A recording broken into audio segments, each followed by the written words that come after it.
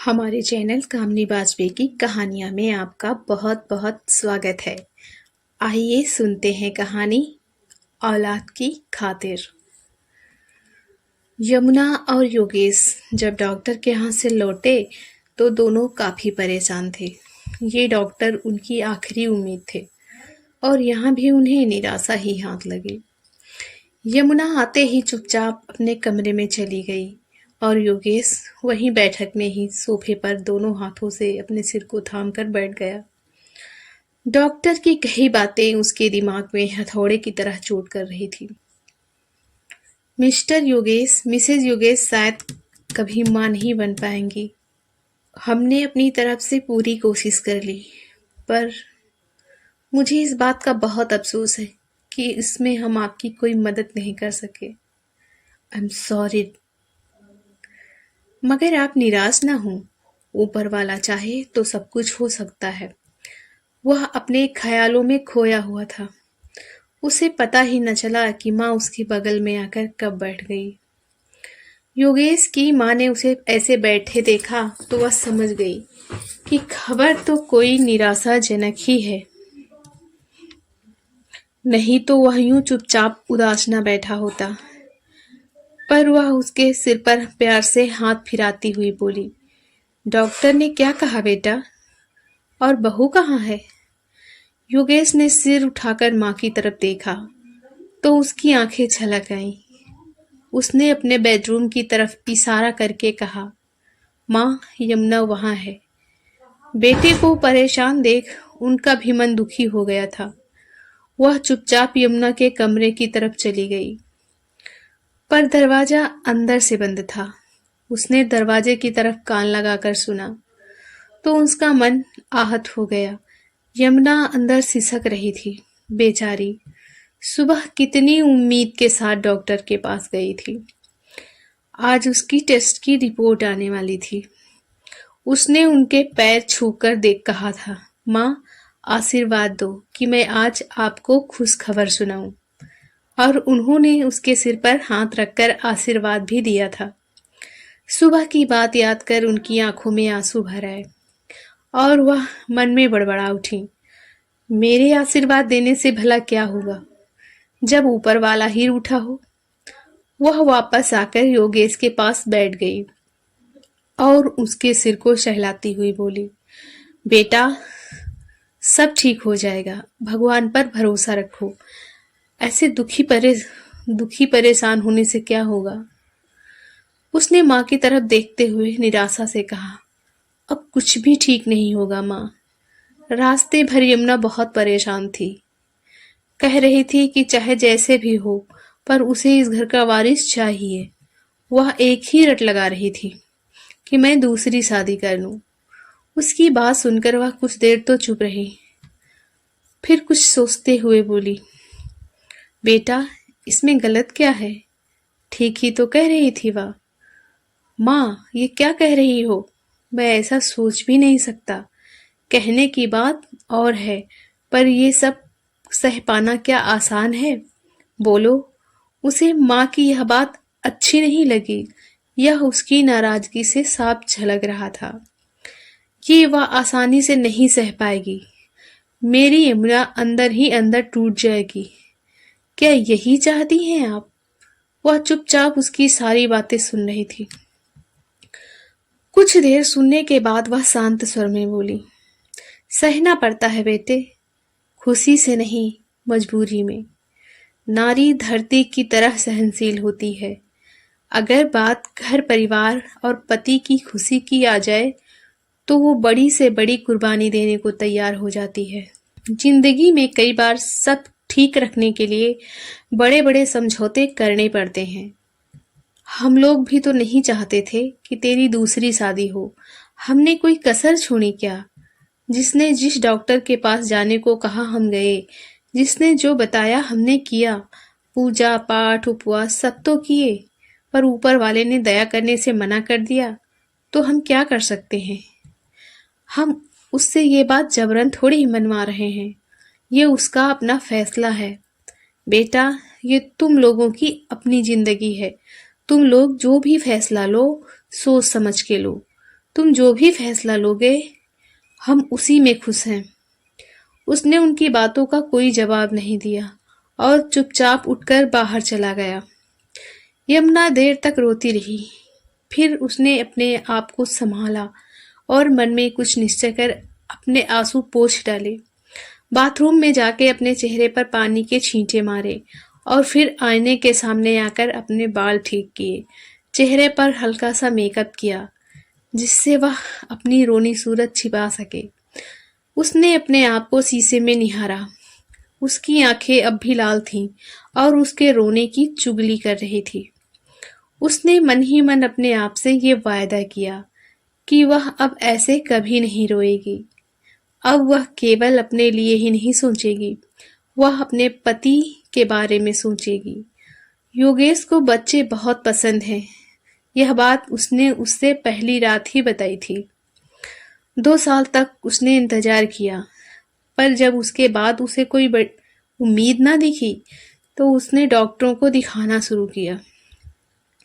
इस बात को 8 साल बीत गए, पर आज तक के उनके सारे प्रयास असफल ही रहे। उसे याद नहीं कि उसके पति ने इस बारे में कभी उसे कुछ कहा हो या उसे कभी इस बात का ताना दिया हो कि वह मां नहीं बन सकती। पर उसने उनकी आंखों में बाप न बन पाने की निराशा अक्सर ही देखी है। जब वह अपने किसी दोस्त या पड़ोसियों के बच्चों को देखते हैं तो उनके चेहरे से उनकी अपनी संतान न होने का दुख साफ झलकता है, भले ही वह उसे कितना भी छुपाने का प्रयास करें। उसने अपने मन में ये ठान लिया कि वह अपने पति की चाहत जरूर पूरी करेगी, चाहे इसके लिए उसे किसी और के साथ अपने पति का प्यार ही क्यों न बांटना पड़े। ये तो कुदरत का नियम है, कुछ पाने के लिए कुछ खोना पड़ता है। उसके पति के बच्चे भी तो उसके अपने बच्चे होंगे, वह उन्हें ही पाल पोस कर बड़ा करेगी और उनकी ही खुशी में अपना सुख खोजेगी। वह यही सब सोच रही थी, तभी माँ जी की आवाज सुनाई दी, यमुना क्या तबीयत ठीक नहीं है बहू? तब जाकर यमुना अपने ख्यालों से बाहर आई। वह अपने कमरे से बाहर निकली और मुस्कुराते हुए कहा, नहीं माँ जी, मैं बिल्कुल ठीक हूँ। थोड़ी सी थकान आ गई थी, इसलिए आंख लग गई थी। माँ उसकी तरफ आश्चर्य से देखे जा रही थी। वह जानती थी कि वह उनसे झूठ बोल रखकर अपने मन का दुख छिपाने की कोशिश कर रही थी। उसे ये बात कहाँ मालूम थी कि वह ये जानती हैं। वह सो नहीं बल्कि रो रही थी, पर वह तो सब जानती थी कि कहाँ तो वह थोड़ी देर पहले बिस्तर पर पड़ी सिसक रही थी और कहाँ तो वह सजी संवरी उनके सामने खड़ी थी। यमुना उनके मन की दशा समझ गई और वह अपने मन की व्यथा उनसे ज्यादा देर तक छिपा नहीं पाई और उनसे उदासी भरी आवाज में बोली, माँ, मैं ये बात अच्छी तरह से जानती हूँ। अगर मैं कमजोर पड़ गई तो ये दूसरी शादी के लिए कभी नहीं मानेंगे, पर निसंतान होने का दुख इन्हें हरदम सालता रहेगा और मैं ऐसा कभी नहीं चाहूंगी। 10 साल तक इन्होंने मुझे दिलो जान से चाहा है, मेरी हर इच्छा पूरी की है। मैं भी इन्हें औलाद का सुख देकर रहूंगी। इसके लिए मुझे किसी से चाहे अपने पति का प्यार ही क्यों न बांटना पड़े। माँ, किसी के नसीब में भगवान हर सुख देता है तो किसी को इसकी कीमत चुकानी पड़ती है, मेरी तरह। यह कहते कहते उसकी आंखें छलक आईं। उसने जल्दी से अपने आंसू पोंछे और मुस्कुरा दी। यह देख उसकी सास का दिल भर आया और उन्होंने उसे गले से लगा लिया। मैंने एक लड़की भी देख रखी है, वह मेरी सहेली गीता की छोटी बहन है। उसका नाम है गंगा। मेरे पास उसकी फोटो भी है, क्या आप देखोगी? यमुना ने कहा और उनके कुछ कहने से पहले ही उसने फोटो लाकर उनके हाथ में रख दिया। उन्होंने फोटो पर जैसे ही नजर डाली तो उसे देखती ही रह गई। वह बहुत ही सुंदर लग रही थी। उसने गुलाबी रंग का साधारण सा सूट पहना हुआ था, पर उसमें भी वह किसी राजकुमारी से कम नहीं लग रही थी। उसने यमुना से कहा, बहू, क्या तुमने ये लड़की पसंद की है? हाँ, इतनी सुंदर लड़की से योगेश की शादी करना ठीक होगा? ये तुम्हारे भविष्य के लिए ठीक नहीं होगा बेटी। आप बिल्कुल परेशान ना हो माँ, मुझे इन पर पूरा भरोसा है। इनके प्यार के भरोसे ही तो मैं जिंदगी का इतना बड़ा फैसला ले रही हूँ। और फिर मैं गंगा को भी अच्छी तरह से जानती हूँ। गंगा के पापा का देहांत 5 साल पहले हो गया था। गीता की शादी तो उन्होंने अपने सामने ही कर दी थी, पर गंगा की शादी अभी तक नहीं हो पाई है। आंटी के पास दान दहेज कुछ है नहीं। 2 घरों में खाना बनाने का काम करती हैं, तब जाकर गृहस्थी की गाड़ी बड़ी मुश्किल से चल पाती है। इस बार जब घर गई थी तो उनके यहाँ भी गई थी। बेचारी गंगा की शादी को लेकर बहुत परेशान थी। मुझसे कह रही थी कि अगर कोई ऐसा लड़का मिल जाए जो मेरी गंगा को बिन दान दहेज के ब्याह ले तो बताना, चाहे वह दुहाजू ही हो, मेरे पास देने के लिए सिवा बेटी के और कुछ नहीं है। मेरे सिर से ये बोझ उतारने में मेरी मदद करो बेटी। तेरे अंकल की तरह मुझे भी कुछ हो गया तो मेरी गंगा का क्या होगा? तेरे अंकल के गुजर जाने के बाद हालात इतने खराब हो गए थे कि इंटर के बाद यह पढ़ भी नहीं पाई। ये कहते कहते आंटी रुआंसी हो आई थी। माँ, आप कहे तो मैं आंटी से बात करूं? उसकी सास ने हाँ में सिर हिला दिया। माँ, मुझे पता है गंगा आपको भी अच्छी लगी है। मुझे तो गंगा बहुत अच्छी लगती है। मेरा बेटा या बेटी अगर इस पर गए तो बहुत सुंदर होंगे, है ना? यह कहते कहते यमुना की आंखें एक बार फिर से छलक आईं। उसकी सास चुपचाप खड़ी उसे अपलक निहार रही थी। वह समझ नहीं पा रही थी कि वह उसकी बातों का क्या जवाब दे। उसे पता था कि जो यमुना करने की सोच रही है वह किसी भी औरत के लिए आसान नहीं है। उसके दिल में पीड़ा का अथाह समंदर उमड़ रहा है, और जब वह अपने अंदर उमड़ रहे समंदर को जज्ब करने में असमर्थ होती है तो वह आंसू बनकर पलकों को भिगो जाता है। वह बस चुपचाप यमुना की पीठ पर हाथ फिराने लगी और उसे गले से लगा लिया। यमुना ने निश्चय कर लिया था कि आज कैसे भी करके वह योगेश को दूसरी शादी के लिए राजी कर लेगी। वह केवल अपनी खुशी के लिए सबकी खुशियों को कुर्बान नहीं करेगी। रात को उसने प्यार भरी बातों के बीच अपना सिर उसके सीने पर रख दिया। योगेश भी प्यार से उसके बालों में उंगलियां फिराने लगा। दोनों एक दूसरे में खो गए। थोड़ी देर बाद उसका मूड ठीक जानकर यमुना ने उससे गंगा के बारे में बात की तो उसने साफ मना कर दिया और मुंह घुमाकर लेट गया। यमुना बार बार उसे समझाने की कोशिश करती रही, पर वह राजी ना हुआ। यमुना ने हार कर उसे अपनी कसम तक दे डाली, पर फिर भी वह अपने फैसले पर कायम रहा। रात भर उन दोनों ने आपस में कोई बातचीत नहीं की। सुबह तैयार होके वह ऑफिस के लिए निकल गया।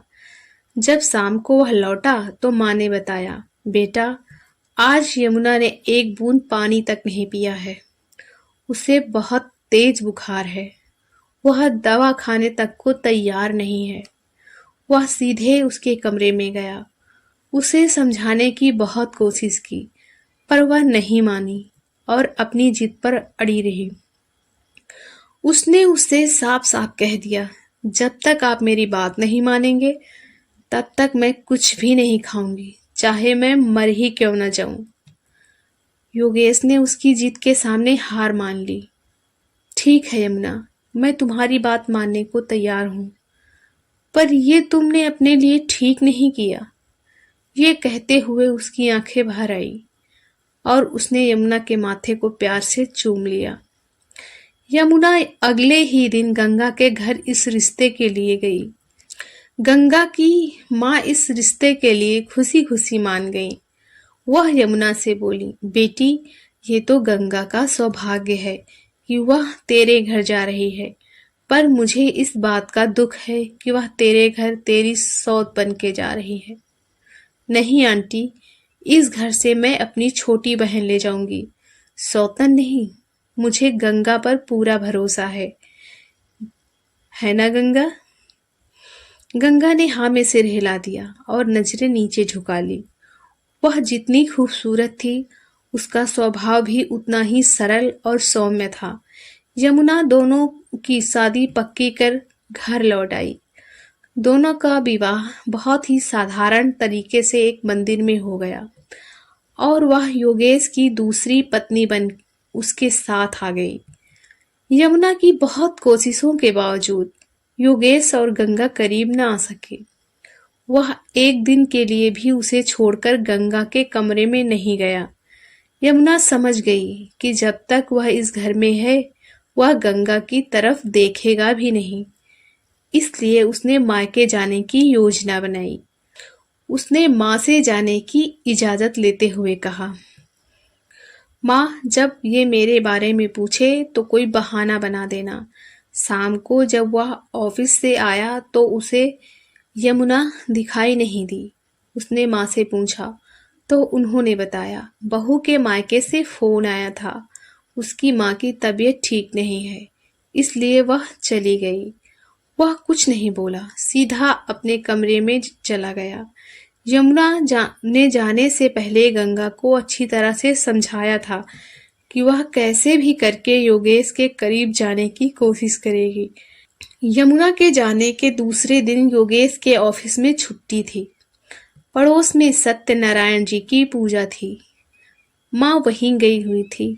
अचानक बहुत घने बादल छा गए और जोरों की बरसात होने लगी।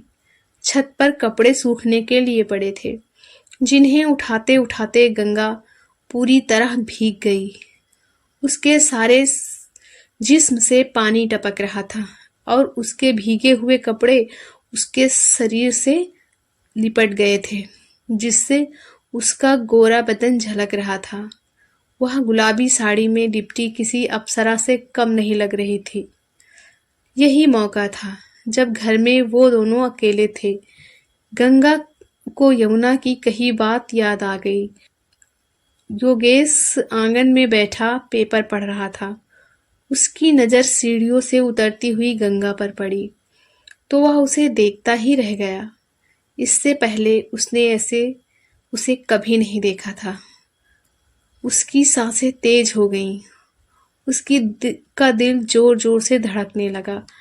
अगले ही पल उसे यमुना का ख्याल आया और उसने नजरें घुमा ली।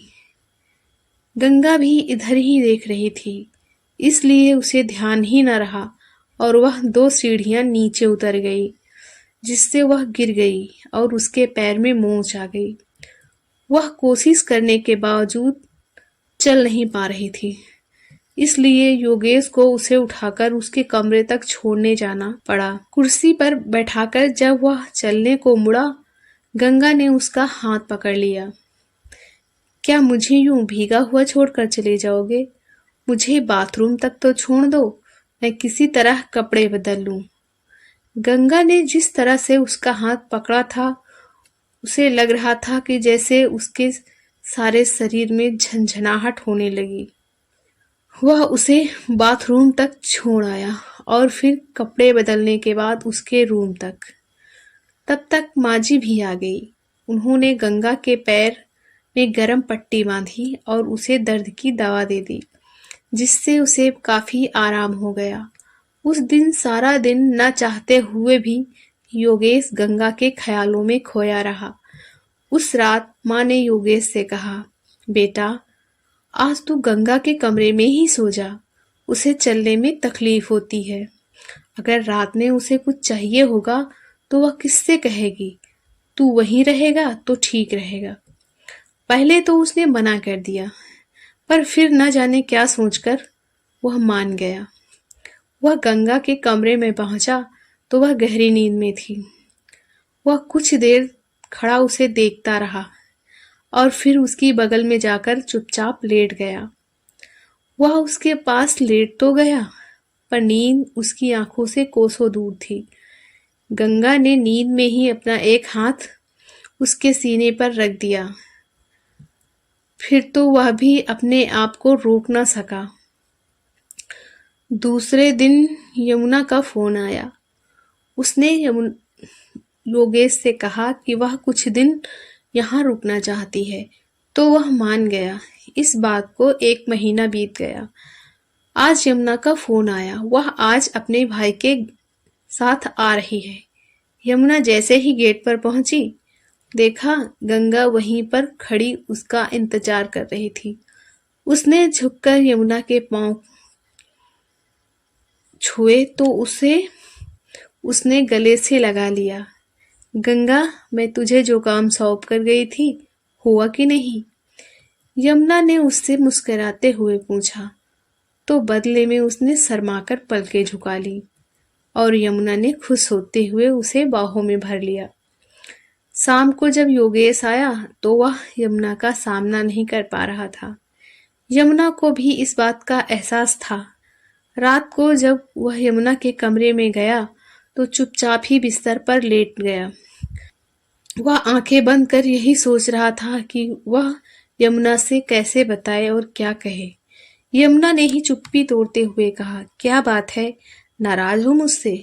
मैं जब से आई हूँ आप एक बार भी मुझसे नहीं बोले, ना मेरे हाल चाल पूछे और ना अपने बताए। तुम ऐसा करते हो तो दिल घबराने लगता है। तुम्हारी बेरुखी से बेहतर तो मेरे लिए मौत ही है। ये कहते कहते उसका गला भरा गया और आंखें छलक आईं। उसने उसके आंसू पोंछे और उसे सीने से लगा लिया। तुम बेकार में ही परेशान मत हो, ऐसी कोई बात नहीं है। तुम इतनी प्यारी हो कि मैं तो क्या, तुमसे कोई भी नाराज नहीं हो सकता। मैं तुमसे कुछ कहना चाहता हूँ, पर कह नहीं पा रहा। तुम्हारे जाने के बाद मेरे और गंगा के बीच में जो हुआ, शायद तुम नहीं जानती। क्या नहीं जानती? मुझे गंगा ने सब कुछ बता दिया है। अरे, मैं तो गई ही इसीलिए थी कि तुम दोनों करीब आ सको। और फिर इसमें बुरा क्या है? शादी की है तुमने उससे, अधिकार है तुम दोनों का एक दूसरे के ऊपर। और फिर सोचो, इसके बगैर तो हम दोनों की चाहत भी नहीं पूरी हो सकती थी। मुझे आप पर पूरा भरोसा है। आप हम दोनों के साथ कभी कोई अन्याय नहीं करोगे। आपका अंश मुझे अपने गोद में खिलाने की चाहत को पूरा करने के लिए मैंने खुद ही खुशी खुशी उसे अपनी जिंदगी में शामिल किया है। इसलिए तुम इतना मत सोचो। सच में मुझे ये जानकर बेहद खुशी हुई कि तुम दोनों करीब आ गए हो। ये कहते कहते यमुना ने अपना सिर उसके सीने पे रख दिया। इस बात को 15 दिन बीत गए। यमुना अपने कमरे में बैठी हुई अपनी शादी का एल्बम देख रही थी। गंगा उसके कमरे में आई और उसी के पास बैठ गई। उसने यमुना से कहा, दीदी, मुझे आपसे कुछ कहना है। हाँ तो बोल ना, क्या बात है? उसने गंगा से कहा, मैं सबसे पहले ये बात आपको बताना चाहती हूँ और ये भी चाहती हूँ कि ये खुशखबर आप सबको अपने मुंह से बताएं कि आप माँ बनने वाली हैं। ये कहते हुए उसने यमुना का हाथ अपने पेट पर रख दिया। यमुना के होठों पर मुस्कुराहट खिल गई और आंखों से बिन मौसम की बरसात होने लगी। वह बड़ी मुश्किल से गंगा से पूछ पाई, सच? हाँ दीदी, आप माँ बनने वाली हो। ये कहकर उसने अपना सिर उनकी गोद में रख लिया और बोली, इसी दिन के लिए तो आपने इतना त्याग किया, मुझ गरीब को खुशी खुशी अपनी जिंदगी में शामिल किया और छोटी बहन की तरह प्यार दिया, जो कि किसी भी औरत के लिए आसान नहीं था। भला भगवान आपकी विनती कैसे न सुनते। हमारी कहानी सुनने के लिए आपका बहुत बहुत धन्यवाद। मिलते हैं किसी नई कहानी के साथ। अगर हमारी कहानियाँ आपको पसंद आती हैं तो प्लीज़ हमारे चैनल को सब्सक्राइब कीजिएगा और लाइक कीजिएगा, शेयर भी कीजिएगा। धन्यवाद।